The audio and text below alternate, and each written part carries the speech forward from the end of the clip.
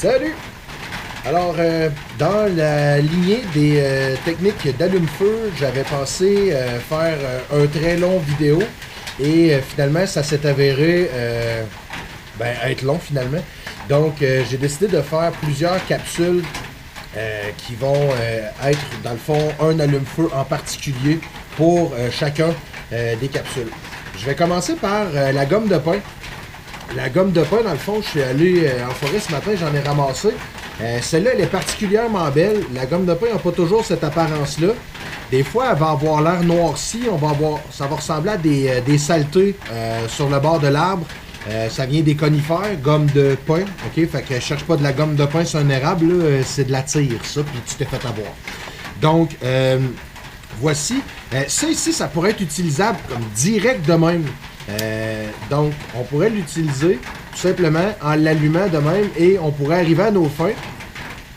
Sauf qu'elle va être un petit peu plus longue à allumer. Ce qu'on peut faire avec la gomme de pain, en fait, c'est tout simplement la mettre dans un contenant comme ça ici et venir la mettre sur le feu. Je voulais juste vous montrer dans le fond parce que j'ai été vraiment très chanceux ce matin. Je l'ai trouvé sur un arbre mort.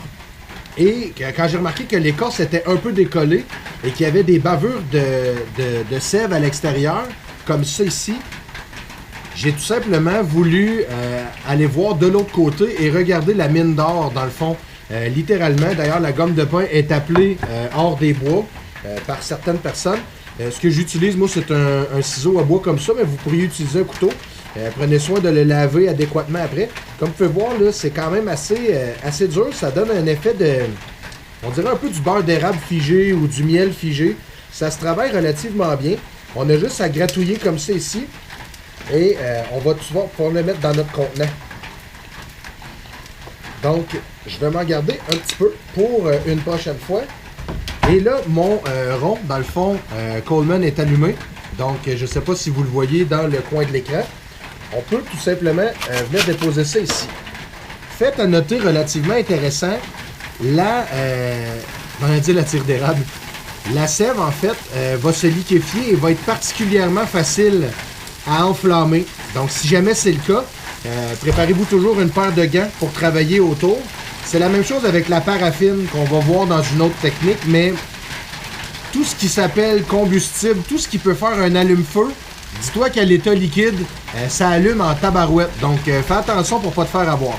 Donc, juste pour se donner un petit coup d'œil, on voit ici déjà, quand elle est à l'état presque pur comme la mienne, on voit que la sève, en fait, se liquéfie très, très rapidement.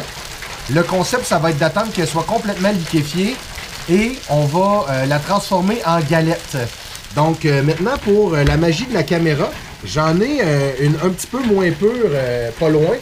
Si Magdalena, ma charmante assistante, veut bien me passer la barquette.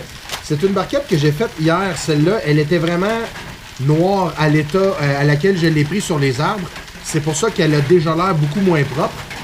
Et par contre, elle s'allume vraiment très bien. Donc, une fois, là, c'est très venteux et le bruit que vous entendez, c'est pas que je suis dans un spectacle de percussion, c'est qu'il pleut en tabarouette. Mais je me suis dit, quoi de mieux qu'une journée de crotte pour faire des allumes-feu. Donc, une fois que c'est allumé, ça va vouloir faire des petites gouttelettes, des fois un peu comme du plastique. Donc, il faut faire attention pour ne pas s'en échapper sur les doigts, parce que ça brûle. Donc, ça fait de la boucane noire, mais il n'y a rien de chimique là-dedans, les chums. C'est vraiment rien que de la sève qu'on a là. Donc, on voit ici que ça brûle vraiment très bien. Si je le laisse aller, il y a un bout d'écorce dedans. Ça va brûler pendant des minutes, là, vraiment 5 à 10 minutes. Ici, on voit de quoi a l'air ma sève. Je vais donc la tasser du feu. Elle est complètement liquéfiée. Je vais la laisser figer maintenant et je vais pouvoir fermer mon feu. On voit maintenant que ça ici, ça brûle encore et c'est parti de plus belle. Je pourrais le laisser brûler pendant au moins les 7, 8, 10, 12 prochaines minutes. On parle de sève, ça m'amène à vous parler de bois gras. Le bois gras, dans le fond, c'est le bois qui vient également des conifères, que l'on peut trouver sur les conifères morts également. Le bois gras est quand même relativement dur à deviner c'est quoi. Ça, c'en est un qui est vendu sur le commerce. Ça vend quelque chose comme 6-7$ à prix régulier. Vous me connaissez, je l'ai pogné vraiment moins cher que ça, mais le fait est que c'est bien trop cher pour ce que c'est, là, parce que ça reste ça, mais déjà découpé pour vous autres. Donc, le fait est que le bois gras va tout simplement être à l'intérieur d'une branche comme ça ici, et quand on va venir le faire des petites chipites comme ça, ça va faire un peu l'équivalent du magnésium, mais naturel. Donc, le magnésium, on le verra peut-être dans un autre petit tuto, mais le magnésium, dans le fond, c'est une pierre qui fait des chipites, et puis quand ça s'enflamme, ben ça fait vraiment des grosses perles argentées. Maintenant, celui-là, le bois gras, est vraiment, on va le voir, il est vraiment à l'état plastique. Quand on le gratouille comme ça, ici, vraiment à l'état plastique. Et si on regarde l'écorce ici, que j'avais tout à l'heure, voyez-vous, il n'y a plus de sève. Par contre, on voit que le bois, il est vraiment très, très foncé, très imbibé. Ça veut dire qu'il est imbibé de sève. Donc, pourquoi ce bois-là est intéressant? C'est tout simplement que il va être très intéressant à allumer et il va brûler quand même un certain temps parce qu'il va pas se carboniser tout de suite. On va brûler la sève d'abord. Donc, vous voyez, celui du commerce, l'avantage de celui du commerce, en fait, c'est que quand tu l'achètes, tu es bien sûr que c'est du bois gras. Tu n'as pas besoin de cueillir 45 branches avant d'arriver à tes fins. Je vous donne peut-être un truc. Les pins ont vraiment des belles sources de bois gras. D'ailleurs, sur le même arbre que j'ai trouvé ma sève tout à l'heure, j'ai coupé une branche, puis je pense bien que j'ai quelque chose, non celle de l'autre côté. Je pense bien avoir trouvé quelque chose, dans le fond, on le voit. Ici, regardez, je l'ai fait sécher pas loin de mon barbecue. Elle est vraiment gorgée. T'sais, on voit, mettons, qu'elle veut suinter. Ça veut dire qu'il y a probablement énormément de sève dedans, mais c'est pas une garantie, donc c'est ça. Quand vous allez chercher du bois gras, mettons, allez en chercher pour la peine, alors revenez pas chez vous avec une branche en vous disant « Hey, hey, hey, j'ai du bois gras! » Donc, pour ce faire, j'ai tout simplement la possibilité d'allumer ça. Tiens, je vais faire deux petits tas. Je peux allumer ça avec mon briquet. Je me cache du vent, pas de la caméra, bien entendu. Je peux allumer ça avec mon briquet et ça brûle quand même bien. Et je pourrais aussi essayer de l'allumer avec une pierre. Le ferrocérum, la fameuse pierre à feu des années modernes, en fait. Donc,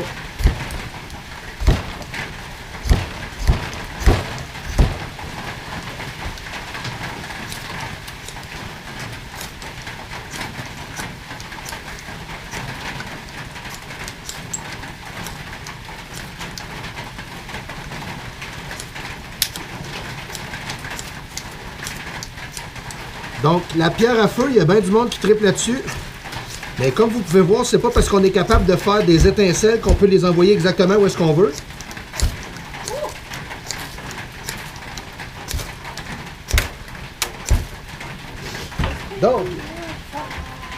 Donc ça veut pas, parce que tu sais, quand on se fait filmer de même et qu'on veut que ça marche, on faut toujours avoir l'air un peu cabochon.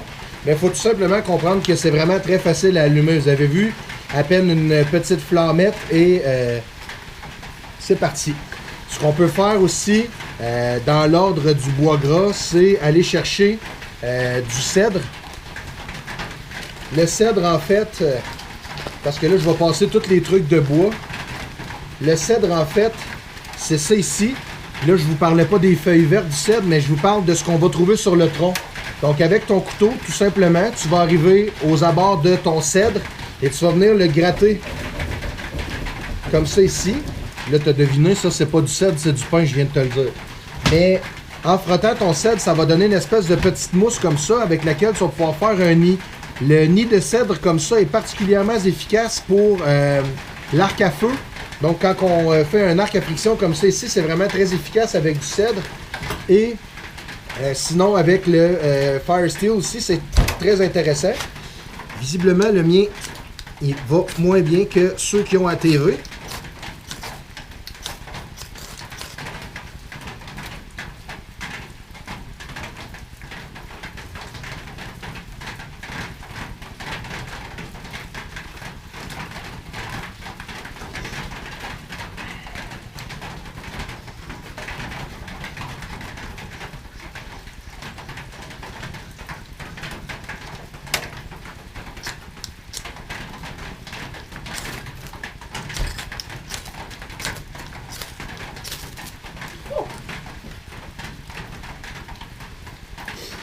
Donc, vous comprendrez que la pierre, ça fonctionne, mais c'est pas 100% parfait.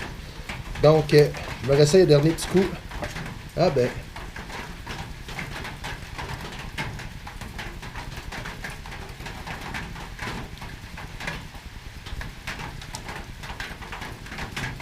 L'idée, c'est d'être attentif. Voyez-vous, j'avais un petit tison là. Je l'ai probablement perdu. Alright.